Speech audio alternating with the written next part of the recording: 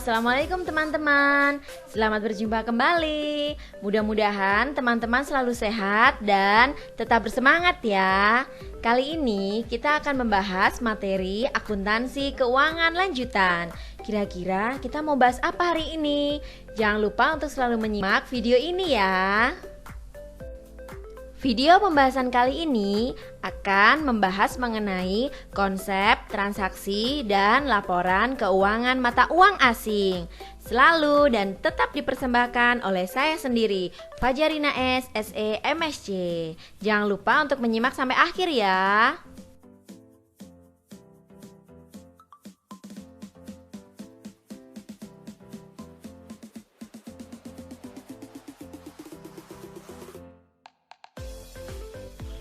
Sistem moneter internasional adalah suatu sistem yang meningkatkan hubungan antara satu negara dengan negara yang lain.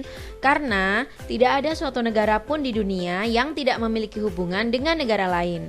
Hubungan-hubungan atau aspek internasional dalam ekonomi makro merupakan salah satu aspek penting yang perlu pelajari. Hubungan ekonomi antar negara melalui dua jalur ini bisa melalui hubungan perdagangan dan juga hubungan keuangan. Dimulai dari yang pertama, hubungan perdagangan. Hubungan perdagangan itu muncul karena adanya ekspor dan impor hasil produksi dari suatu negara ke negara lain. Pasti teman-teman tahu apa itu arti dari ekspor dan impor. Untuk ekspor berarti ada transaksi penjualan ke luar negeri, dan impor berarti kita melakukan pembelian dari luar negeri. Kemudian hubungan yang kedua yaitu hubungan keuangan. Untuk menjalin hubungan keuangan tersebut mutlak diperlukan adanya pasar valuta asing, serta perlu adanya penentu harga barang dan jasa dengan menggunakan nilai tukar atau yang biasa kita sebut sebagai kurs.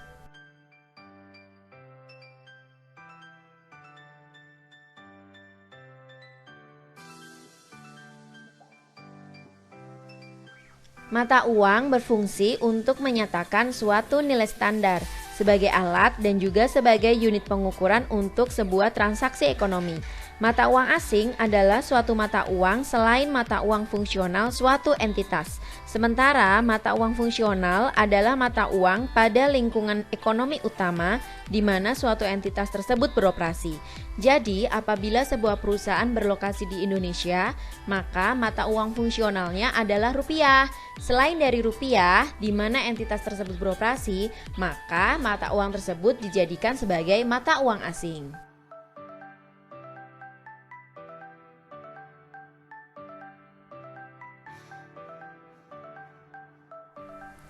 Transaksi mata uang asing atau dalam bahasa Inggrisnya disebut sebagai foreign currency transaction adalah transaksi yang didenominasikan atau memerlukan penyelesaian dalam suatu mata uang asing. Apa sih arti denominasi? Denominasi artinya adalah klasifikasi nilai nominal dari nilai asli suatu instrumen keuangan. Dengan demikian, transaksi mata uang asing adalah transaksi yang timbul ketika suatu entitas melakukan 1. Membeli atau menjual barang atau jasa yang harganya didenominasikan dalam suatu mata uang asing. 2. Meminjam atau meminjamkan dana dengan utang atau tagihan yang didenominasikan dalam suatu mata uang asing.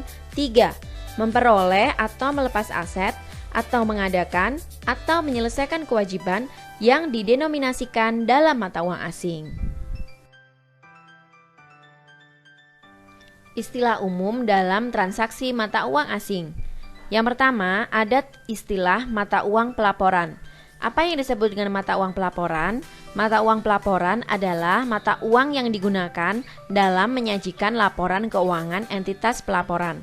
Mata uang pelaporan yang digunakan dalam menyusun laporan keuangan menurut standar akuntansi pemerintahan adalah mata uang rupiah. Istilah yang kedua, nilai wajar. Nilai wajar adalah jumlah yang dipakai untuk mempertukarkan suatu aset atau menyelesaikan kewajiban antara pihak-pihak yang berkeinginan dan memiliki pengetahuan memadai dalam suatu transaksi wajar. Ketiga, pos-pos moneter. Dalam pos-pos neraca pemerintah terdapat aset atau kewajiban yang akan diterima atau dibayarkan dalam jumlah unit mata uang yang tetap atau dapat ditentukan. Pos-pos ini sering disebut sebagai pos moneter atau monetary item. Contohnya seperti kas, kemudian piutang. Terakhir, ada istilah yang disebut sebagai selisih kurs. Selisih kurs adalah selisih yang dihasilkan dari penjabaran sejumlah tertentu satu mata uang ke dalam mata uang lainnya pada nilai tukar yang berbeda. Valuta asing biasa disingkat sebagai falas atau dalam bahasa Inggris dikenal sebagai forex, singkatan dari foreign exchange. Artinya adalah pertukaran uang dari nilai mata uang yang berbeda. Pasar valuta asing biasa disebut dengan foreign exchange market. Adalah kerangka organisasi yang di dalamnya terdapat perseorangan, perusahaan-perusahaan, dan pihak yang membeli dan yang menjual falas atau devisa. Pasar valuta asing ini menyediakan pasar sarana fisik maupun dalam pasar kelembagaan untuk melakukan perdagangan mata uang asing, menentukan nilai tukar mata uang asing, dan menerapkan manajemen mata uang asing.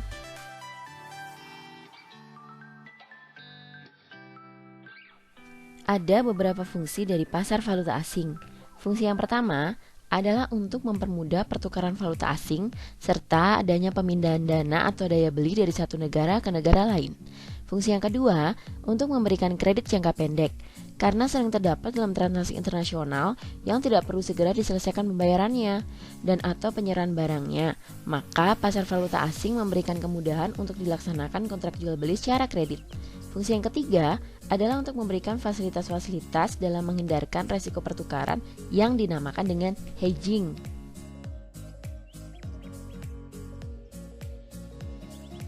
Biasanya yang menjadi peserta pasar valuta asing adalah pemerintah, bank sentral. Kalau di Indonesia, bank sentral kita adalah Bank Indonesia. Kemudian ada bank internasional seperti trading banks, commercial bank, investment, lembaga keuangan lainnya. Dan ada nasabah besar serta nasabah-nasabah secara individual.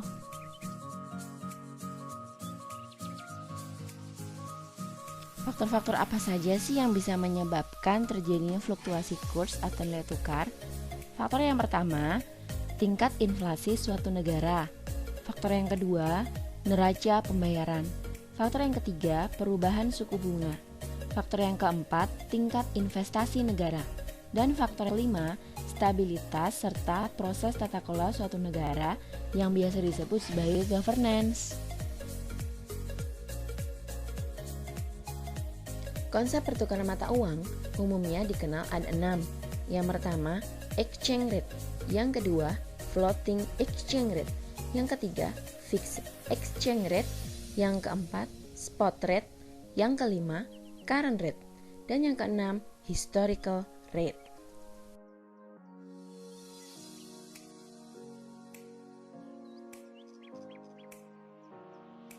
Kita bahas satu persatu ya. Yang pertama, exchange rate atau nilai tukar. Definisinya adalah rasio antara satu unit mata uang dengan mata uang lainnya pada suatu saat tertentu. Dibedakan menjadi dua, yaitu kurs langsung dan kurs tidak langsung. Kurs langsung biasa disebut sebagai direct exchange rate adalah banyaknya unit mata uang lokal yang diperlukan untuk memperoleh satu unit mata uang asing. Yang kedua, kurs tidak langsung adalah kebalikan dari kurs langsung. Kurs tidak langsung menunjukkan banyaknya unit mata uang asing yang dapat diperoleh dengan satu unit mata uang lokal. Lebih jelasnya seperti ini. Kurs langsung atau direct exchange rate dari sudut pandang entitas Indonesia dapat dipandang sebagai besarnya rupiah untuk memperoleh satu unit mata uang asing. Rasionya adalah kurs langsung sama dengan nilai setara rupiah dibagi dengan satu unit mata uang asing. Contoh, jika dengan 9.200 rupiah dapat diperoleh 1 dolar Amerika Serikat, maka kurs langsung dari rupiah adalah sebesar 9.200 rupiah. Rumusnya, 9.200 dibagi 1 dolar.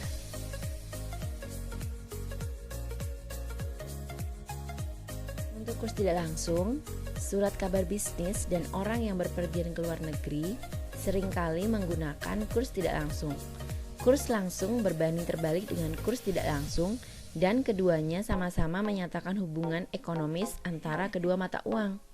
rasio kurs tidak langsung, 1 unit mata uang asing dibagi nilai setara rupiah.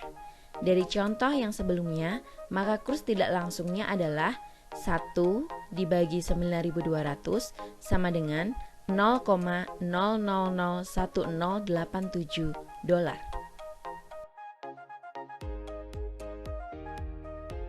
Berikut adalah ilustrasi atau contoh kasus dari perubahan kurs, di mana perubahan kurs mengacu pada semakin menguat atau semakin melemahnya suatu mata uang jika dibandingkan dengan mata uang yang lain. Contoh kasus di sini, kita bandingkan antara kurs rupiah terhadap dolar Amerika Serikat. Kurs langsung pada 1 Januari 2011 senilai 9.350, pada 1 Juli 2011 9.200, 1 Januari 2012 9.180, dan 1 Juli 2012 9.280. Untuk kurs tidak langsungnya, pada 1 Januari 2011 0,001070, pada 1 Juli 2011 0,001087, pada 1 Januari 2012 0,001089, dan 1 Juli 2012 0,001078.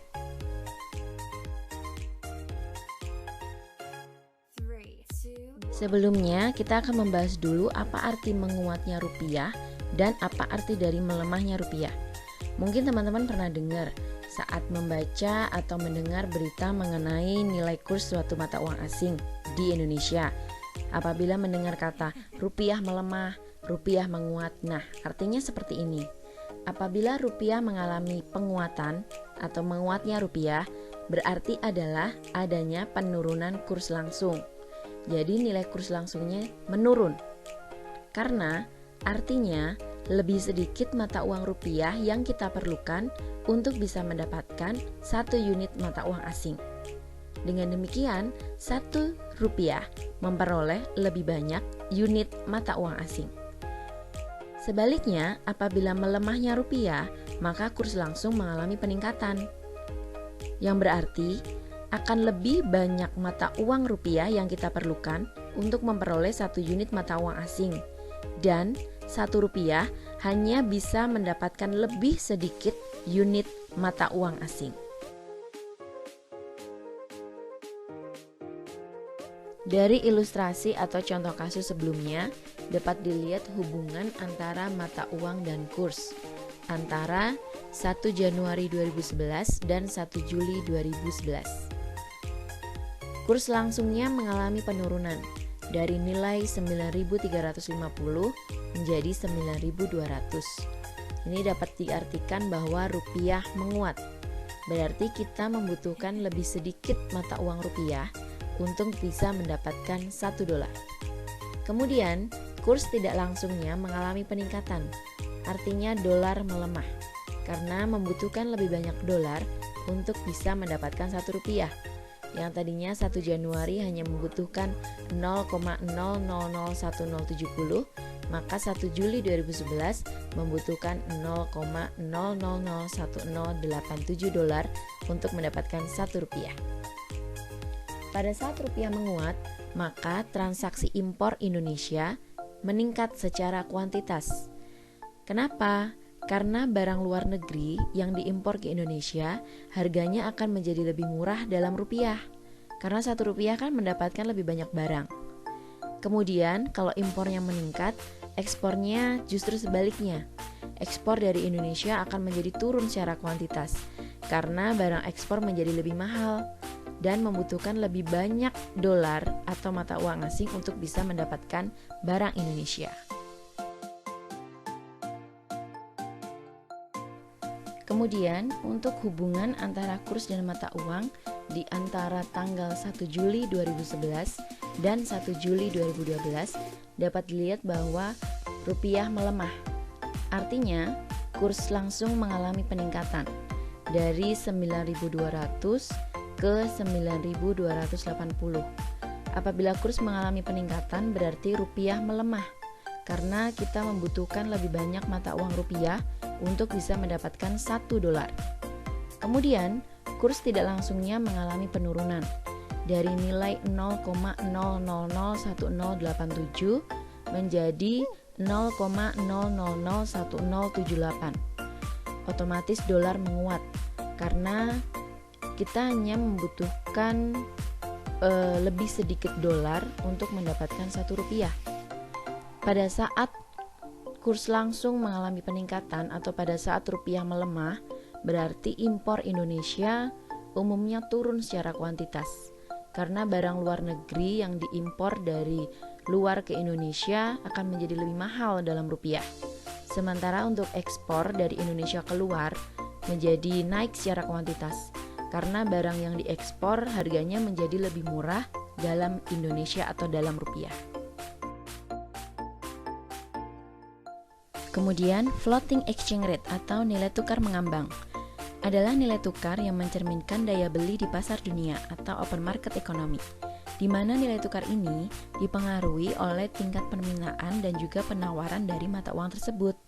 Kemudian fixed exchange rate atau nilai tukar tetap adalah nilai tukar yang ditetapkan oleh pemerintah untuk kepentingan pengendalian inflasi. Ada spot rate atau nilai tukar spot adalah nilai tukar yang berlaku pada saat tertentu dan dapat berubah setiap waktu atau on spot. Biasanya, kurs spot ini adalah harga yang diberikan untuk suatu mata uang yang harus segera dibayar atau diserahkan segera. Kemudian ada current rate atau kurs kini. Kurs kini merupakan nilai tukar yang digunakan pada saat tanggal neraca atau 31 Desember. Dan yang terakhir ada historical rate, adalah nilai tukar yang berlaku pada saat suatu transaksi atau kejadian berlangsung.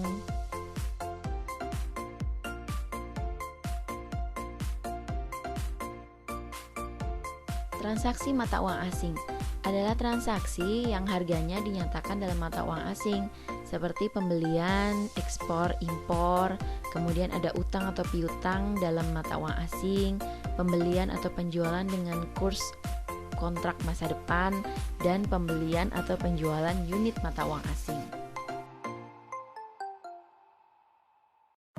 Gambaran umum apabila suatu transaksi mata uang asing dilakukan secara kredit.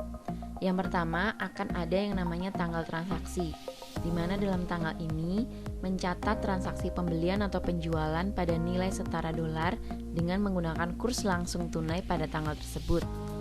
Yang kedua ada tanggal neraca, di mana dalam tanggal ini menyesuaikan utang atau piutang menjadi nilai setara rupiah pada akhir periode dengan menggunakan kurs langsung sekarang atau kurs kini, dengan mengakui keuntungan atau kerugian sebagai akibat perubahan kurs antara tanggal transaksi dengan tanggal neraca. Kemudian yang ketiga ada tanggal pelunasan. Pertama-tama akan menyesuaikan utang atau piutang untuk setiap perubahan mata uang asing antara tanggal neraca dengan tanggal pelunasan. Kemudian mencatat keuntungan atau kerugian yang terjadi dan mencatat pelunasan utang atau piutang but dalam mata uang asing. Kita masuk ke dalam contoh atau ilustrasi kasus impor. Pada tanggal 1 Oktober 2012, PT ABC memperoleh barang secara kredit dari Tokyo Industries sebesar 160 juta rupiah atau 2 juta yen. Kemudian PT ABC menyusun laporan keuangan pada 31 Desember 2012. Pelunasan utang dilakukan pada tanggal 1 April 2013. Kurs tunai langsung untuk nilai setara rupiah dari 1 yen adalah sebagai berikut. Tanggal kurs langsung 1 Oktober 2012, yaitu tanggal transaksi Rp80. 31 Desember 2012, tanggal neraca Rp90. 1 April 2013, tanggal pelunasan Rp86. Buatlah jurnal dan perhitungannya. Jika kontrak pembelian dinyatakan dalam rupiah, maka entitas asing yaitu Tokyo Industries akan menanggung resiko kurs mata uang asing. Tetapi, jika transaksi dinyatakan dalam yen, maka PT ABC lah yang akan terbuka terhadap kemungkinan terjadinya keuntungan atau kerugian kurs.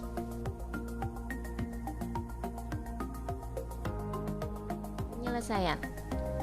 Jika dalam yen, Maka pada 1 Oktober 2012, yaitu tanggal transaksi atau tanggal pembelian, jurnalnya adalah akun persediaan di posisi debit dan akun utang usaha di posisi kredit.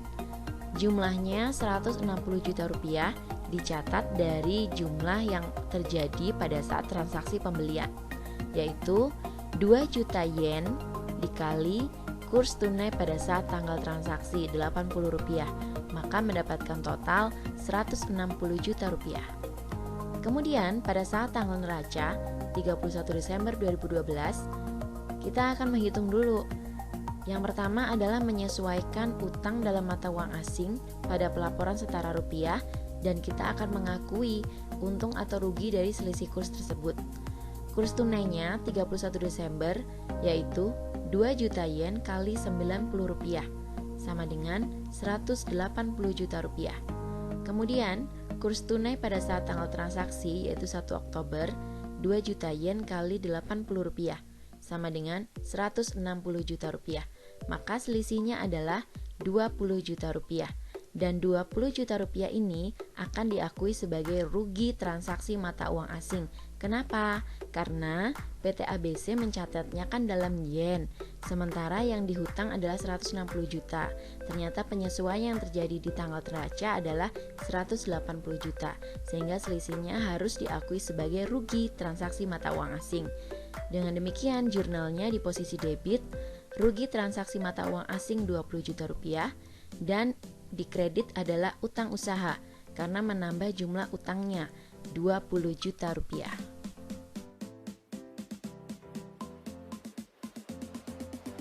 Kemudian pada saat tanggal penyelesaian atau tanggal pelunasan yaitu tanggal 1 April 2013, pertama kita akan menyesuaikan dulu utang tersebut pada pelaporan dengan menggunakan setara dolar, dan kita akan mengakui untung rugi dari selisih kurs. Pada saat kurs tunai di tanggal pelunasan atau tanggal penyelesaian yaitu 1 April, 2 juta yen dikali 86 rupiah mendapatkan 172 juta rupiah. Kemudian kita sesuaikan atau kita bandingkan dengan kurs tunai pada saat tanggal neraca yaitu 31 Desember 2 juta yen kali 90 rupiah 180 juta rupiah. Selisihnya adalah 8 juta rupiah.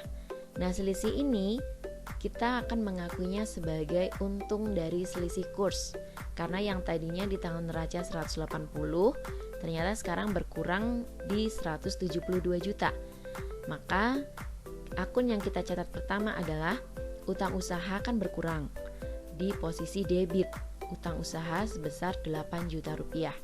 Dan di posisi kredit kita akan mencatatnya sebagai keuntungan transaksi mata uang asing 8 juta rupiah. Setelah dilakukan penyesuaian, maka kita akan mencatat perolehan dari mata uang asing tersebut dalam unit mata uang asing.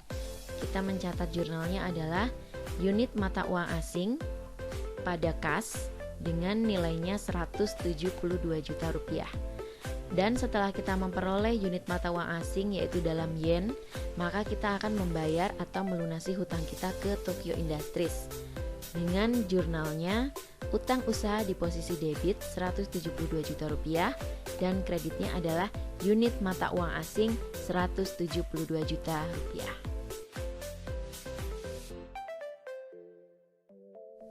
Berikutnya contoh ilustrasi dalam kasus ekspor. PT Body Trading mengekspor mainan anak-anak ke Inggris. Nilai invoice-nya adalah 20.000 US dollar. Current rate-nya untuk 1 US dollar adalah 9.000 rupiah. Transaksinya menggunakan mata uang dolar Amerika. Pada saat terjadi penjualan ekspor, karena selama penjualannya adalah kredit, maka jurnal yang dicatat adalah piutang ekspor pada penjualan ekspor senilai 180 juta rupiah. Dengan catatan 180 juta didapatkan dari 40.000 US dollar dikali 9.000 rupiah.